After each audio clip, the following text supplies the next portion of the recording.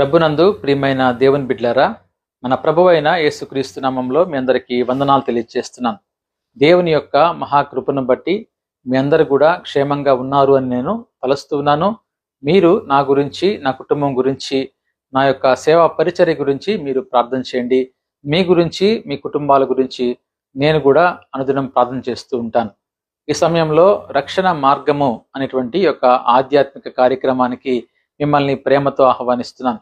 రక్షణ మార్గము అనే ఈ యొక్క ఆధ్యాత్మిక కార్యక్రమము ప్రతి శుక్రవారము రాత్రి 8:30 మరియు ప్రతి మంగళవారము ఉదయము 8 గంటలకు ప్రసారం చేయబడుతుంది. తప్పక ఈ కార్యక్రమాన్ని వీక్షించి దైవ దీవెనలు పొందవలసిందిగా ప్రభునామంలో మీకు మనవి చేస్తున్నాను. ఈ సమయంలో మనము కొన్ని నిమిషాలు దేవుని వాక్యాన్ని ధ్యానించుకుందాం. వాక్యము ధ్యానించుకోక ముందు ఆత్మ నడిపింపు కొరకు ప్రార్థన చేసుకుందాం. మహాగణుడా, మహోన్నతుడా, పరిశుద్ధుడా, మీ ఘనమైన శ్రేష్టమైన నామానికి స్తోత్రం తండ్రి. నాయనా, ఈ యొక్క రక్షణ మార్గము అనేటువంటి ఆధ్యాత్మిక కార్యక్రమాన్ని మీరు మా కొరకు ఏర్పాటు చేశారు. అందుని బట్టి వందనాలు తెలియజేస్తున్నాం. మేమందరం కూడా ఆత్మీయంగా ఎదగాలంటే నాయనా ఆత్మీయ ఆహారం అవసరం కనుక తండ్రి, మీరు మా కొరకు ఈ కార్యక్రమాన్ని ఏర్పాటు చేశారు తండ్రి. ఈ సమయంలో ప్రభువా, ఎవరైతే తండ్రి ఈ కార్యక్రమాన్ని వీక్షిస్తున్నారో తండ్రి, వారందరిని బట్టి వారి కుటుంబాల నిమిత్తం ప్రార్థన చేస్తున్నాను. వారి కుటుంబాలని దీవించండి. వాళ్ళ కుటుంబంలో తండ్రి నాయన సంతోషము, సమాధానంతో నింపమని విజ్ఞాపన చేస్తున్నాను. అదేవిధంగా ప్రభువా, ఆ కుటుంబాల్లో తండ్రి ఎటువంటి అనారోగ్యం లేకుండా అందరినీ కూడా మంచి ఆరోగ్యాలతో వారు చేస్తున్నటువంటి ఉద్యోగాలు, వ్యాపారాలను మీరు దీవించమని విజ్ఞాపన చేస్తున్నాను. మీకు స్తోత్రములు నాయన తండ్రి. ఈ సమయంలో మేము వాక్యాన్ని ధ్యానించుకోబోతుండగా నన్ను ప్రభువా మీ బోరగా వాడుకోండి తండ్రి. నన్ను సిలువ చాటును మరుగుపరిచిన వింటున్న ప్రతి ఒక్కరికి అర్థమగులాగున చెప్పుటకు నాకు తగిన జ్ఞానంతో నింపమని, వింటున్న ప్రతి ఒక్కరు తండ్రి శ్రద్ధ కలిగి వాక్యాన్ని వినే భాగ్యం దయచేయమని తండ్రి, మీకే మహిమ, ఘనత, ప్రభావములు చెల్లించుకుంటూ మీ ప్రియ కుమారుడు, మా ప్రియ రక్షకుడు నజరేయుడైన యేసుక్రీస్తు నామంలో అడిగి వేడుకుంటున్నాను తండ్రి. ఆమెన్. ప్రభునందు ప్రియమైన దేవుని బిడ్డలారా, మన ప్రభు అయిన యేసుక్రీస్తు నామంలో మరొకసారి మీకు వందనాలు తెలియజేస్తున్నాను. ఈ సమయంలో కొన్ని నిమిషాలు దేవుని వాక్యాన్ని ధ్యానించుకుందాం. మొట్టమొదటిగా మనము లూకాసు వార్త 2వ అధ్యాయము 52వ వచనాన్ని మనం చదువుకుందాం. యేసు జ్ఞానమందును, వయస్సునందును, దేవుని దయందును, మనుషుల దయందును వర్ధిల్లుచుండెను. ప్రభునందు ప్రియమైన దేవుని బిడ్డలారా, యేసుక్రీస్తు వారు ఈ లోకానికి వచ్చినప్పుడు ఆయన ఈ లోకంలో ఏ విధంగా వర్ధిల్లాడో ఈ వాక్యం ద్వారా మనం తెలుసుకోవచ్చు. చూడండి, యేసు జ్ఞానమందు వర్ధిల్లాడు, వయస్సునందును వర్ధిల్లాడు, దేవుని దయందును వర్ధిల్లాడు, అదేవిధంగా మనుషుల దయందును వర్ధిల్లినట్టుగా మనం చూస్తున్నాం. కనుక యేసుక్రీస్తు వారు ఏ విధంగా అయితే వర్ధిల్లారో అదే విధంగా మనం కూడా మన జీవితంలో వర్ధిల్లాలి అని దేవుడు కోరుకుంటున్నాడు. మనం కూడా ఆ విధంగా వర్ధిల్లాలంటే దేవుని దయందు, మనుషుల దయందు, దేవుని వాక్యమందు మనం వర్ధిల్లాలంటే, దేవుని జ్ఞానమందు మనం వర్ధిల్లాలంటే దేవుని వాక్యం మనకు ఏమని బోధిస్తుందో, ఎలా ఉంటే మనము ఈ విధంగా వర్ధిల్లుతామో దేవుని వాక్యం ద్వారా మనం నేర్చుకుందాం. ఒకసారి మనము సామెతల గ్రంథము 28వ అధ్యాయము 13వ వచనాన్ని మనం గమనించినప్పుడు, అతిక్రమములను దాచిపెట్టువాడు వర్ధిల్లడు, వాటిని ఒప్పుకొని విడిచిపెట్టువాడు కనికరము పొందును. కనుక మనము ఈ వాక్య భాగాన్ని గమనించినప్పుడు దేవుని వాక్యానికి ఎవరైతే వ్యతిరేకమైన క్రియలు చేస్తారో వాటిని అతిక్రమములు అని మనము పిలుస్తాం. కనుక ఎప్పుడైతే మనము అతిక్రమములు చేస్తూ వాటిని దాచిపెడుతూ ఉంటామో మనం వర్ధిల్లము అని దేవుని వాక్యం సెలవిస్తూ ఉంది. అయితే మనం ఏం చేయాలి? మనం వర్ధిల్లాలంటే వాటిని దేవుని ముందు ఒప్పుకొని వాటిని మనం పూర్తిగా విడిచిపెట్టాలి. ఎప్పుడైతే మన అతిక్రమాలని దేవుని ముందు ఒప్పుకుంటామో, వాటిని పూర్తిగా విడిచిపెడతామో, అప్పుడు దేవుడు మన పట్ల కనికరం పొంది మనల్ని ఆయన వర్ధిల్లింప చేస్తాడు అని దేవుని వాక్యం సెలవిస్తూ ఉంది.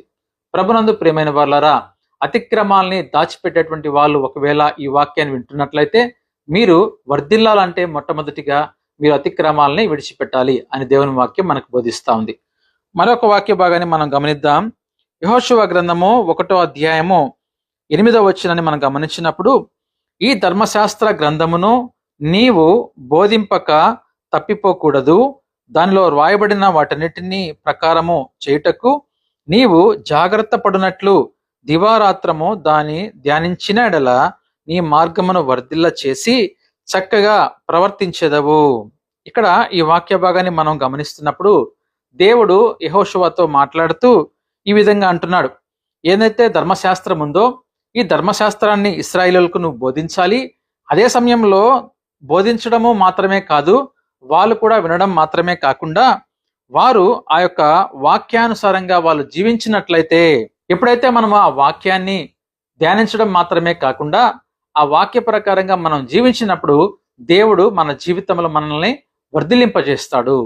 కనుక మనతో దేవుడు ఈరోజు మాట్లాడుతున్నాడు. ఒకవేళ నువ్వు దేవుని వాక్యాన్ని వింటూ మౌనంగా ఉండిపోతున్నావేమో, అలా ఉండడానికి వీల్లేదు.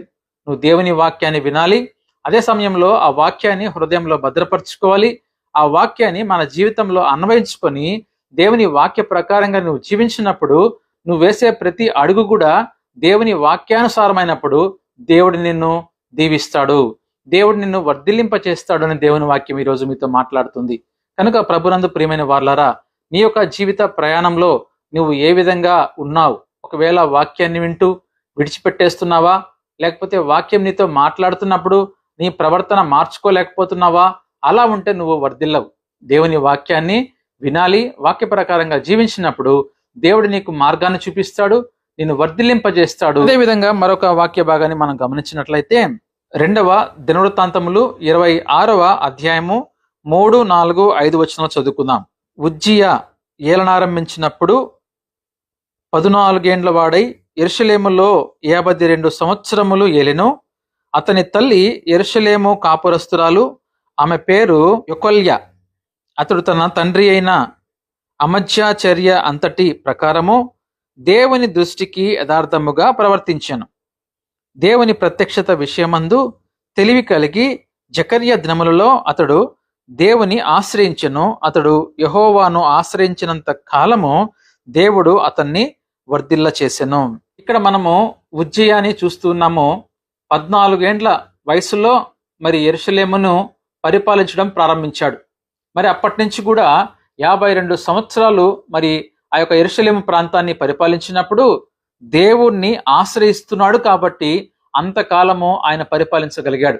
ఏ విధంగా అయితే ఉజ్జియా దేవుణ్ణి ఆశ్రయించినప్పుడు దేవుడు ఉజ్జియా యొక్క పరిపాలనను వర్ధిల్లింప చేశాడో, మన జీవితంలో కూడా మనము ఉద్యోగం చేస్తున్నప్పటికీ, అదే సమయంలో మనము ఒకవేళ వ్యాపారం చేస్తున్నప్పటికీ, లేకపోతే మనం పనులు చేస్తున్నప్పటికీ, మనము ఏ యొక్క పని మనం చేస్తున్నప్పటికీ కూడా మనల్ని దేవుడు వర్ధిల్లింప చేయాలి అంటే మనము దేవుని ఆశ్రయించాలి.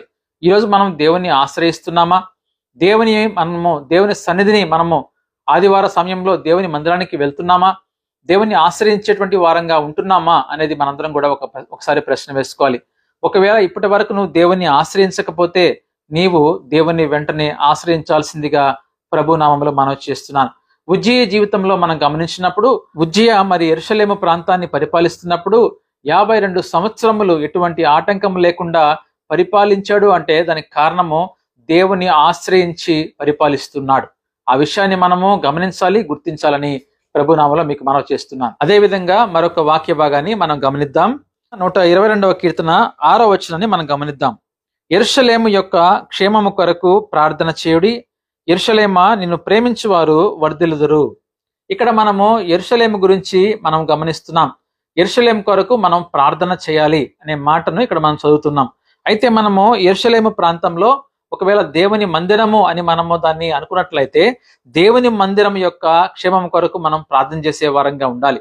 ఎప్పుడైతే మనము మన యొక్క మందిరం గురించి మనం ప్రార్థన చేస్తామో దేవుడు మనల్ని వర్ధిల్లింపజేస్తాడు. కనుక యెరూషలేమును ప్రేమించువాడు అనగా దేవుని మందిరాన్ని ప్రేమించువాడిని దేవుడు వర్ధిల్లింపజేస్తాడు.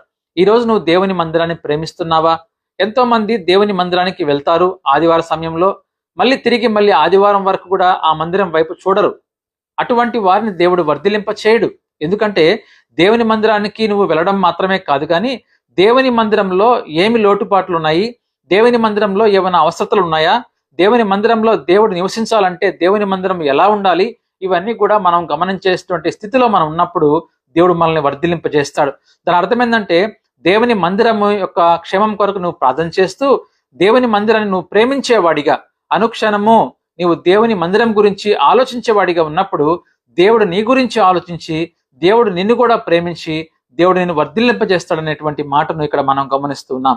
కనుక ప్రభునందు ప్రియమైన వారలారా, దేవుని మందిరాన్ని నువ్వు ప్రేమించేవాడిగా ఉండాలి అని మనం తెలుసుకుంటున్నాం. మరొక వాక్య భాగాన్ని గమనిద్దాం.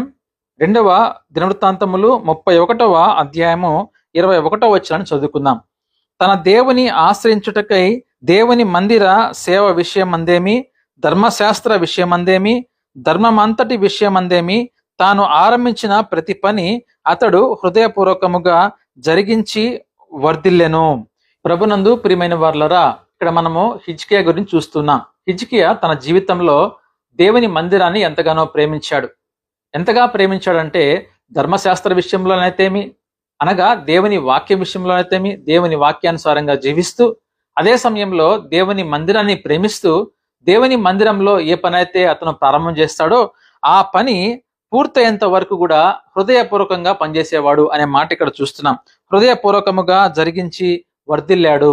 కనుక హిజ్కియాని మనం గమనించినప్పుడు మందిరాన్ని ప్రేమించడం మాత్రమే కాకుండా మందిరంలో ఏదైనా ఒక పనిని పూనుకున్నప్పుడు ఆ పని సంపూర్తి అయ్యేంత వరకు కూడా హృదయపూర్వకంగా పనిచేశాడు. కాబట్టి దేవుడు హిజ్కియాని వర్ధిల్లింపజేశాడు.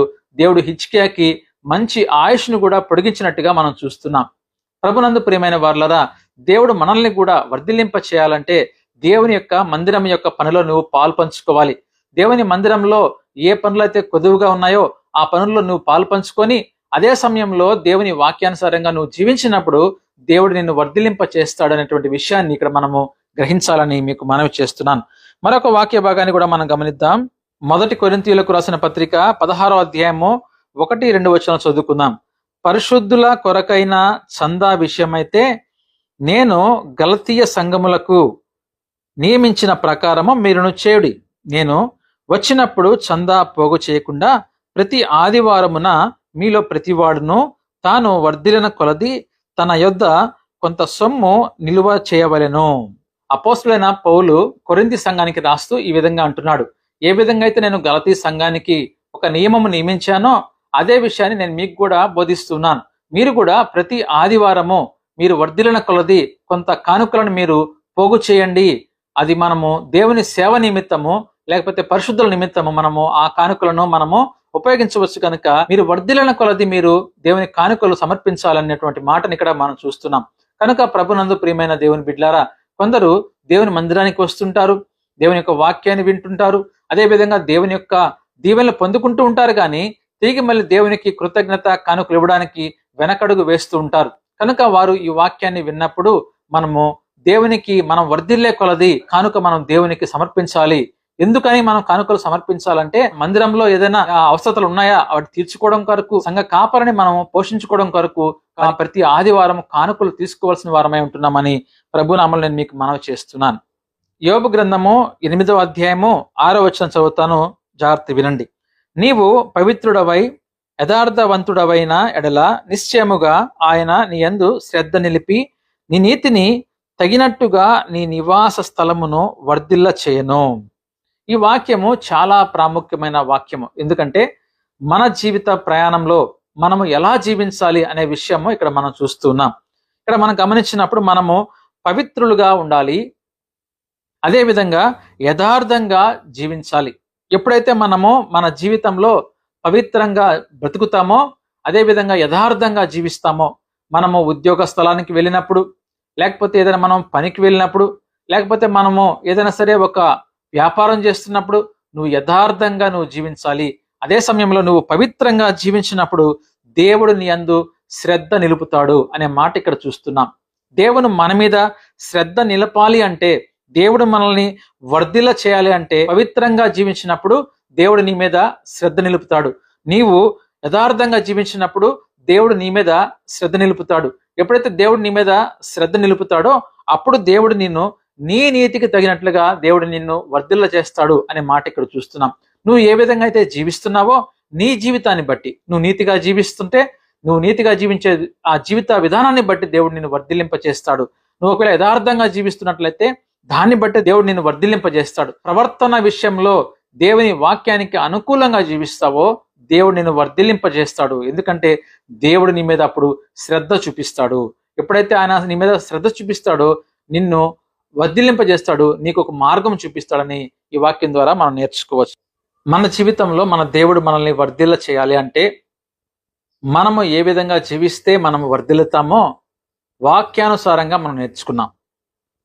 ఎప్పుడైతే మనం అతిక్రమాలను విడిచిపెడతామో మనల్ని దేవుడు వర్ధిల్ల చేస్తాడని, వాక్యాన్ని ధ్యానించి ఆ వాక్య ప్రకారంగా జీవిస్తామో మనల్ని దేవుడు వర్ధిల్ల చేస్తాడని, దేవుని ఆశ్రయిస్తామో మనల్ని దేవుడు వర్ధిల్ల చేస్తాడని, దేవుని మందిర క్షేమం కొరకు మనం ప్రార్థన చేస్తామో దేవుడు మనల్ని వర్ధిల్ల చేస్తాడని, మందిర పని విషయంలో హృదయపూర్వకంగా మనం పని చేస్తామో అప్పుడు మనల్ని దేవుడు వర్ధిల్ల చేస్తాడని, వర్ధిల్లే కొలది కానుకలు ఇస్తామో అప్పుడు మనల్ని దేవుడు వర్ధిల్ల చేస్తాడని, చివరిగా మనము మన జీవితంలో మన ప్రవర్తన విషయంలో నీతిగా యథార్థంగా జీవించినప్పుడు దేవుడు మనల్ని వర్ధిల్ల చేస్తాడని మనం నేర్చుకున్నాం.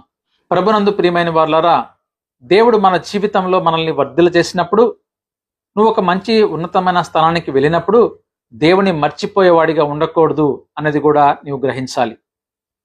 ఈ రోజుల్లో మనం కొంతమందిని గమనించినప్పుడు దేవుడు వారికి జ్ఞానం ఇచ్చి దేవుడు వారిని ఉన్నతమైన స్థానంలో నిలబెడితే ఆ విషయాన్ని వాళ్ళు పూర్తిగా మర్చిపోయి దేవుని మందిరానికి కూడా రాకుండా ఉన్నటువంటి వారు అనేక మంది ఈ రోజుల్లో మనం చూస్తున్నాం.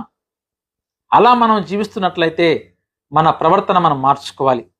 మనకిచ్చినటువంటి జ్ఞానము, ఈరోజు మనం ఏమైతే కలిగి ఉన్నామో సమస్తము, మనకున్నటువంటి ఇల్లు కావచ్చు, ఉద్యోగం కావచ్చు, వ్యాపారం కావచ్చు, మన చేతి పనులు కావచ్చు, మన పొలము కావచ్చు, మన పశువులు కావచ్చు, ఏమైతే నువ్వు కలిగి ఉన్నావో అవన్నీ కూడా నీకు దేవుడిచ్చాడు అనేటువంటి ఒక జ్ఞానం కలిగి నువ్వు జీవించినట్లయితే దేవుడు నేను ఇంకా వర్ధిల్ల చేస్తాడనే విషయాన్ని జ్ఞాపకం పెట్టుకోవాలి. ప్రభునందు ప్రియమైన వారులారా, దేవుని వాక్య ప్రకారంగా మనం జీవించినప్పుడు దేవుడు మనల్ని వర్ధిల్ల చేస్తాడు. దేవుడు మనల్ని, మన కుటుంబాలని దీవిస్తాడు. మనం వర్ధిల్లిన దానివల్ల దేవునికి నామానికి కూడా మహిమ వస్తుందని తెలియజేస్తూ ఈ వాక్య భాగాన్ని నేను ముగిస్తున్నాను. దేవుడి కొద్ది మాటలు మన హృదయంలో భద్రపరిచి దీవించునుగాక. ఆమెన్. ప్రార్థన చేసుకుందాం. పరిశుద్ధుడా, ప్రేమ కలిగిన తండ్రి, మీకు స్తోత్రం నాయన. ప్రభువా, ఈ సమయంలో ఇప్పటి వరకు కూడా మేము వాక్యాన్ని ధ్యానించాం తండ్రి, మీకు స్తోత్రములు. ఎవరు వర్ధిల్లుతారు అనే అంశం గురించి మేము వాక్యాన్ని ధ్యానించాం. అయినా మీరు ఈ లోకంలో ఉన్నప్పుడు దేవుని దయందును మనుషుల దయందును జ్ఞానమందును మీరు వర్ధిల్లారు. అదేవిధంగా తండ్రి, మిమ్మల్ని అనుసరిస్తున్న మేము కూడా ఒక నిజమైన క్రైస్తవులుగా వర్ధిల్లాలంటే వాక్యానుసారంగా కొన్ని విషయాలు మేము నేర్చుకున్నాం తండ్రి, మీకు స్తోత్రములు. అయ్యా, మా అతిక్రమాలను విడిచిపెట్టాలి, నిన్ను ఆశ్రయించాలి నాయనా, మందిరాన్ని ప్రేమించాలి, మందిరంలో పనులు హృదయపూర్వకంగా చేయాలి నాయనా, కానుకలు వర్ధిల్లే కొలది సమర్పించాలి, నీతిగా యథార్థంగా జీవించాలి అనే విషయాల గురించి మేము ధ్యానించామయ్యా, మీకు స్తోత్రములు నాయన. ఇప్పటికీ ప్రభువా నాయనా, ఈ యొక్క వాక్యానుసారంగా మేము లేనట్లయితే తండ్రి మమ్మల్ని మేము మార్చుకునేటువంటి భాగ్యం దయచేయండి నాయనా. మేము వర్ధిల్లలేకపోతున్నాము అంటే ఒకసారి మమ్మల్ని మేము పరిశీలించుకునే జ్ఞానం దయచేయండి ప్రభువా. అవును తండ్రి, అందరూ వర్ధిల్లుతున్నారు, మా జీవితంలో వర్ధిల్లే భాగ్యం లేదని ఎవరైతే బాధపడుతున్నారో ఒకసారి తండ్రి వారితో మీరు వాక్యం ద్వారా మాట్లాడండి. వారు కూడా తండ్రి నైనా వర్ధిల్లాలంటే మేము వాక్యానుసారంగా జీవించాలనేటువంటి తెలుసుకునేటువంటి జ్ఞానం కూడా మీరు వాళ్ళకి దయచేయమని విజ్ఞాపన చేస్తున్నాను ప్రభా, మీకు స్తోత్రములు. ఈ సమయంలో ప్రభా ఎవరైతే ఈ టీవీ కార్యక్రమాన్ని వీక్షిస్తున్నారో వారి కుటుంబాల గురించి ప్రత్యేకంగా ప్రార్థన చేస్తున్నానయ్యా. వారి కుటుంబాల్లో అయినా సమస్యలుంటే వాటిని తీసివేయండి అయినా, వాళ్ళ కుటుంబంలో సంతోషము సమాధానంతో నింపండి ప్రభా, మీకు స్తోత్రములు నాయన. అదేవిధంగా తండ్రి, ఒకవేళ ఆ కుటుంబాల్లో తండ్రి అనారోగ్యంతో బాధపడుతున్నారేమో తండ్రి, వాళ్ళకి మంచి ఆరోగ్యాలు దయచేయండి ప్రభా, మీకు స్తోత్రములు తండ్రి. స్వస్థపరచు యెహోవా నేనని చెప్పారు కదా ప్రభా, స్వస్థపరచండి అయినా వారిని ప్రభా మీ సాక్షిగా వాడుకోమని విజ్ఞాపన చేస్తున్నాం ప్రభా, మీకు స్తోత్రములు. ఎవరైతే ప్రభా ఈ కార్యక్రమాల్లో తండ్రి నానా క్రమం తప్పకుండా వీక్షిస్తున్నారో వాళ్ళ కుటుంబాలని మీరు దీవించమని విజ్ఞాపన చేస్తున్నాం నాయన తండ్రి. అదేవిధంగా ప్రభా అయినా మా యొక్క భారతదేశాన్ని బట్టి ప్రార్థన చేస్తున్నాం తండ్రి. ఆ భారతదేశంలో ఉన్న ప్రతి రాష్ట్రంలో ప్రతి ప్రజలను బట్టి మేము విజ్ఞాపన చేస్తున్నాం తండ్రి, మీకు స్తోత్రములు తండ్రి. రక్షణ మార్గము అనేటువంటి యొక్క ఆధ్యాత్మిక కార్యక్రమాన్ని కొనసాగించే భాగ్యం మీరు మాకు ఇచ్చారు, వందనాలు తెలియజేస్తున్నాం తండ్రి. మా తల్లిదండ్రులను జ్ఞాపకం చేసుకోండి, వాళ్ళకి మంచి ఆరోగ్యం దయచండి తండ్రి. మీకు స్తోత్రములయ్యా. మా కుటుంబాలను తండ్రి మీరు జ్ఞాపకం చేసుకోండి తండ్రి. మా సంఘాన్ని జ్ఞాపకం చేసుకోండి ప్రభా. మీకు స్తోత్రం తెలియచేస్తూ మీకే మహిమ ఘనత ప్రభావములు చెల్లించుకుంటూ మీ ప్రియ కుమారుడు మా ప్రియ రక్షకుడు నజరేయుడైన యేసుక్రీస్తు నామంలో అడిగి వేడుకుంటున్నాను తండ్రి. ఆమెన్. పరలోకమందున్న మా తండ్రి, ఈ నామం పరిశుద్ధపరచబడును గాక. నీ రాజ్యం మాకు వచ్చును గాక. నీ చిత్తం పరలోకమందు ఎలాగో అలాగే భూమి నెరవేరును గాక. మాకు కావలసిన ఆహారం మాకు దయచేయము. మా రుణస్థులు మేము క్షమించిన ప్రకారం మా రుణములను క్షమించము. మమ్మల్ని శోధనలు తేక కీడు నుంచి తప్పించము. ఎందుకంటే రాజ్యము బలము మహిమ నిరంతరం మీరైనారు తండ్రి. ఆమెన్. మన తండ్రి అయిన దేవుని ప్రేమ, కుమారుడైన యేసుక్రీస్తు వారి యొక్క కృప, పరిశుద్ధాత్మ దేవుని సహవాసము ఈ సమయంలో రక్షణ మార్గము అనే టీవీ కార్యక్రమాన్ని వీక్షిస్తున్నటువంటి ప్రతి ఒక్కరికును, వాళ్ళ కుటుంబాలకును, అదేవిధంగా మా యొక్క తల్లిదండ్రులకును, మా కుటుంబానికిను, మా సంఘానికిను, మా యొక్క యునైటెడ్ క్రిస్టియన్ యూత్ పరిచర్యకును దేవుడు ఇప్పుడు ఎల్లప్పుడూ సదాకాలం తోడై ఉండి నడిపించి దీవించునుగాక. ఆమెన్. ప్రభు నామంలో మీ అందరికీ వందనాలు. దేవుడు మిమ్మల్ని మీ కుటుంబాలని దీవించునుగాక.